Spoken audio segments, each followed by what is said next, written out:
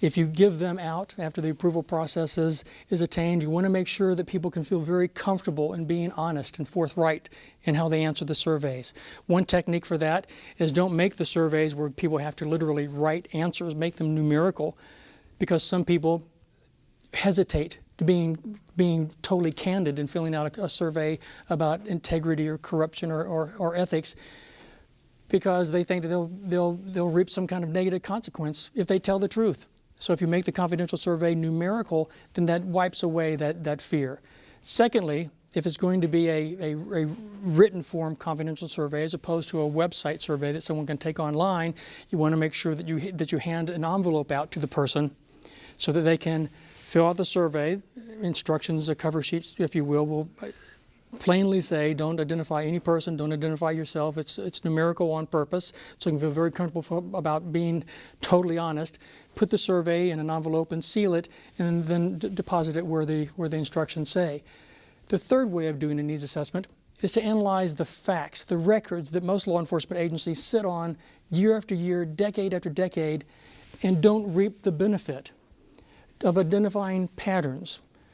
Records such as opinions that come in from citizens, from the general public about how we do our job. Now, given that's not a particularly good integrity indicator, because in many instances it might be a complaint and there's only the citizen and the officer, and you never know who's telling the truth because only they were there. But still, we can't ignore the fact that those are our customers and they're giving us our opinions, and we should analyze and draw patterns from them and track the performance of individual officers. But many departments do that, but then they ignore the good comments, the attaboy letters, the great phone calls that come in about an agent or an officer doing something exceptional when they didn't have to go so far. And then in addition to that, we ignore the opportunity to give recognition and praise. But then there's other types of records, performance records, internal commendations, critical incident analysis. We do that about shootouts and things like that, but we don't do it about integrity-related instances, and we can. There's all different types of records, performance records. There's all kinds of records we could analyze in doing a needs assessment about integrity. And then other than that, there's examinations.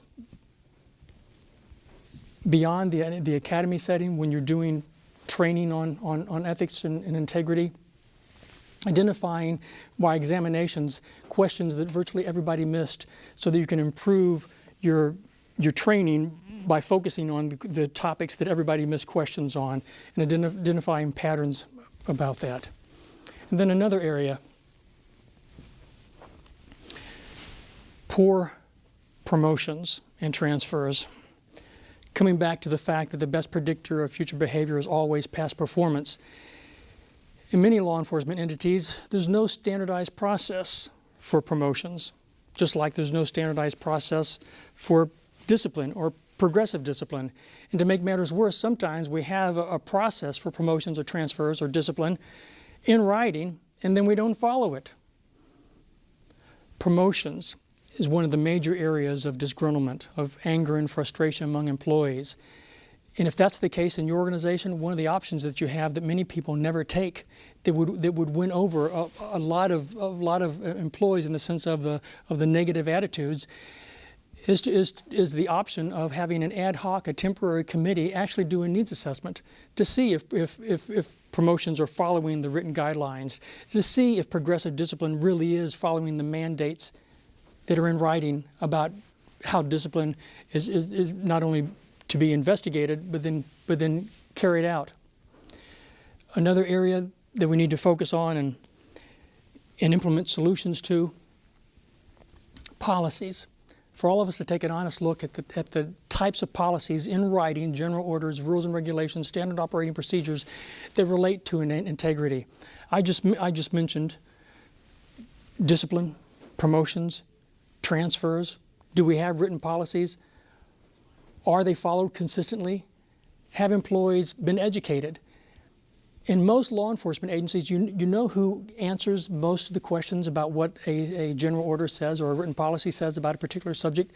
Field training officers. In most organizations, once they get out of the academy and they come to a specific organization, there isn't any legitimate, standard, consistent training on the department's policies, but we hold them accountable. And using me as a brief case study, my sworn career began over 30 years ago. 8 of us were hired all in one day. And within 2 hours of being hired, we're all sitting at a conference table, and an administrator is sliding over the standard operating procedure. This is in a police department. And within 30 seconds, he's simply inserting the name in the forms, and we all get this form. And you read the form, and he says, he needs us to sign the form right now. And you read the form in a big, thick standard operating procedure manual that has several hundred pages in it. The form says that your signature attests that you have read, understood, and had the opportunity to ask questions about all the standard operating procedures in the manual. There are hundreds of them. In other words, using me as a case study, on my first day, on the first morning of the first day, an administrator is ordering all of us to lie in writing.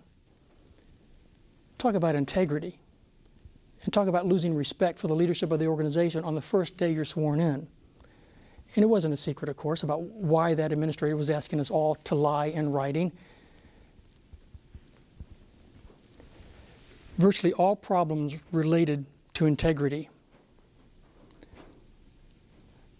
are perpetuated by leadership. On the other hand, leadership holds the greatest potential for forthcoming with a solution for all the problems related to integrity. So not only is leadership the cause, it's the solution. Next issue here is the lack of courage. There's 2 different kinds of courage in law enforcement, it seems to me. One is the kind that we automatically think of, the physical courage, the shootout, the type of courage where we bestow great awards. Now, don't misunderstand me. I'm not trying to diminish heroism, physical courage. In fact, just the opposite of that. Our flaw is we do it for one type of courage and we don't do it for another. The other type of courage is moral courage. It's my belief that moral heroism rests at a much higher level than physical heroism. In the typical physical heroism situation, the incident is you walk up to the car and there's a guy with a gun. The typical shootout.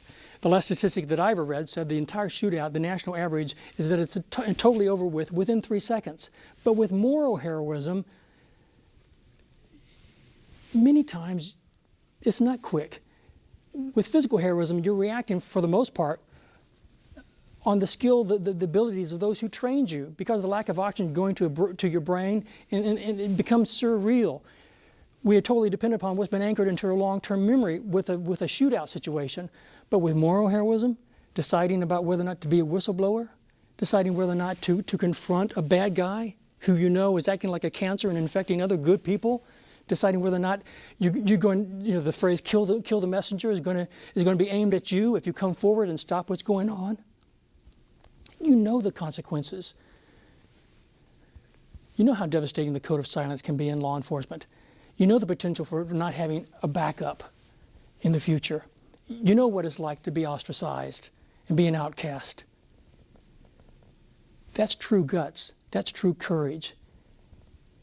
And when I started this a moment ago, I said that there's 2 types. One type we routinely give heroism bars for. We have ceremonies at the end of the year. Pictures are in the newspaper. But the other type, the type that I think rests at a higher level, because you know the consequences aren't typically going to be praise. It's going to be ostracization. We don't give recognition for that. Very few departments have any kind of heroism bars for moral courage. Very few departments have a ceremony for that. And in most documented cases, of which there are hundreds, something negative happens to the person. And in many cases, they say they'd never do it again. The solution is we first have to have enough guts to acknowledge that's the way we are. And then have enough guts to step forward and say, at least in my organization, I'm going to do something about that. And if I'm not an administrator right now, there's nothing preventing me from writing a memorandum, having a conversation up the chain of command to do these kinds of changes that I'm talking about. And the last of the major causes for corruption that I want to talk about is this: negative role modeling of leaders. There's probably no one watching this segment right now who has not worked directly every day for a jerk at some point in your career.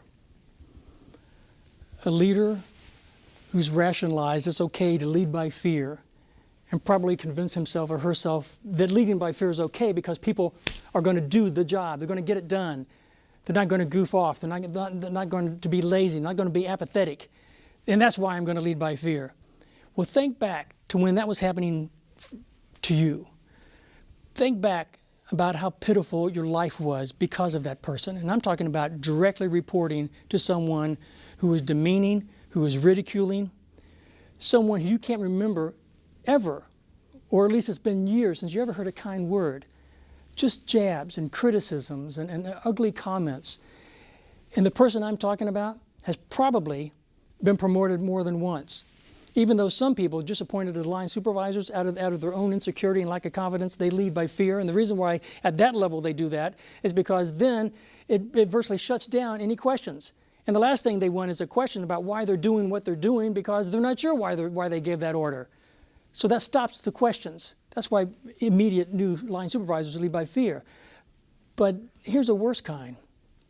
The person I asked you to think about, where in your career you were working for this first-class jerk, they are probably promoted more than once.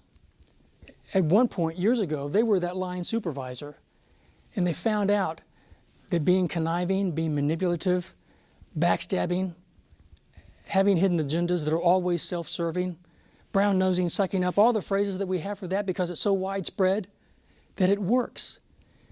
And probably the technique that they use the most, that is most effective for them to climb some kind of false, phony ladder of success in their mind, whatever success is during a career, the technique they use the most, you probably have witnessed them use.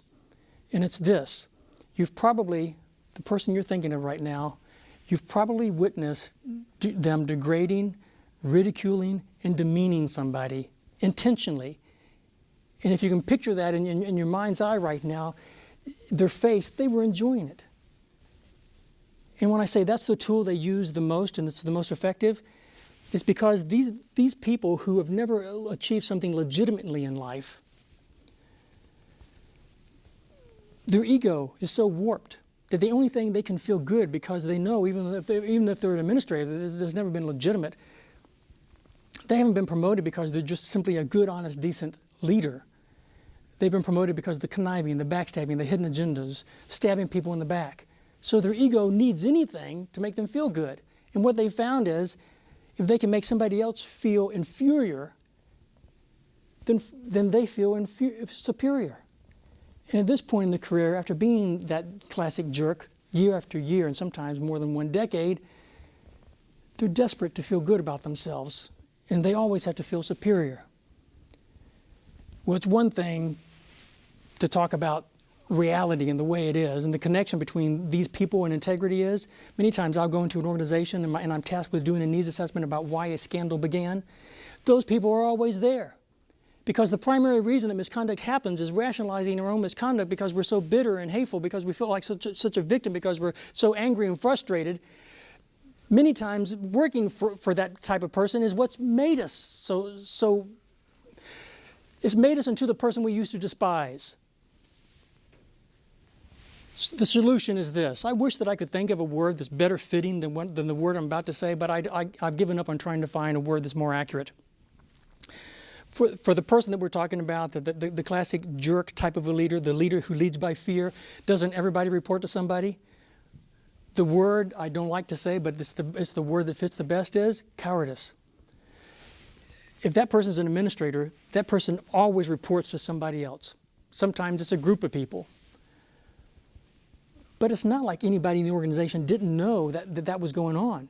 The person that I'm talking about has a reputation for leading by fear, of being degrading and ridiculing, of thriving on making someone feel insignificant and small. And everybody knows it, including that person's direct supervisor. So what word better fits the fact than that person is a coward and not doing anything about it? And then letting that person's entire span of control be demoralized and bitter and hateful every day they come to work. The first solution is for the person directly above that person to have the courage to look that person in the face and confront them, get witness statements if it's that bad about how the person demeaned and ridiculed. In some cases I've been cursed at the subordinate. Hold them accountable in writing. Send them away to high quality training. The reason why I say send them away, I've done over 500 leadership seminars in my life. And sometimes in larger agencies, it'll be leadership and there'll be 30 people in the room and they're all leaders from the same organization. And I will do this presentation I'm doing right now where the person I'm talking about is in the room. And it's glaringly obvious when that happens because first the smirks start, and then the elbows, and the little whispers, and then it's real obvious. Everyone's looking at one person as I continue on through this segment. Well, that person then does what he or she always has done for the last decade or so, try to make whoever's a threat to that person appear inferior. So now that person will start attacking me. I don't put up with it. But the point is, send them away so that nobody in the class knows that that's their leadership style, knows that they lead by fear and they demean and ridicule. And the combination of fair, consistent accountability for how they lead and their own role modeling of integrity, combined with them learning more about how to be a mid-level manager or an executive, an administrator, those two combined things that are consistent and ongoing, that's our best chance for changing that person. Does it work all the time? Of course not. But it's still the best solution for that situation. And that situation left unchecked is so hurtful because the greatest way misconduct happens is rationalizing our own misconduct.